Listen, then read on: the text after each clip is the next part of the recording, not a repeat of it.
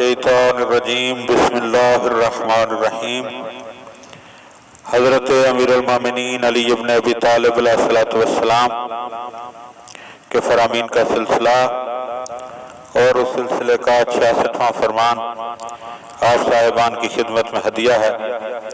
وقال علیہ السلام، آپ علیہ السلام نے ارشاد فرمایا، فوت الحاجت احون من طلبہا الی غیر اہلہا، حاجت کا پورا نہ ہونا نااہل کے آگے ہاتھ پھیلانے سے آسان ہے۔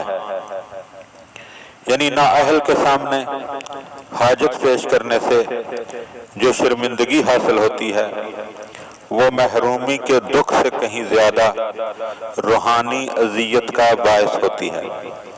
اس لیے مقصد سے محرومی کو برداشت کیا جا سکتا ہے، مگر ایک کمتر کی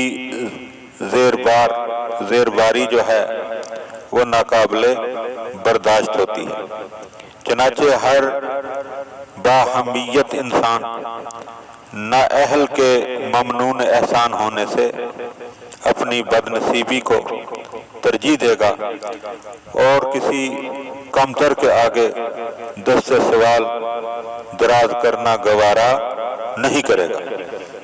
اس لیے انسان کو چاہیے کہ ہمیشہ اس کریم اللہ کی بارگاہ میں دعا کرے کہ پروردگار ہمیں کبھی بھی کسی گھٹیا اور کمینے کا محتاج نہ کرنا کہ ہم اس کے سامنے اپنی حاجت پیش کر سکیں، حاجت پیش کریں اور وہ اس حاجت کو پورا نہ کرے، کیونکہ وہ حاجت پوری کرنے کی اہلیت ہی نہیں رکھتا۔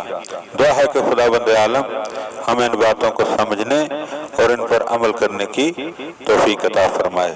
اللہم صلی علی محمد و آل محمد۔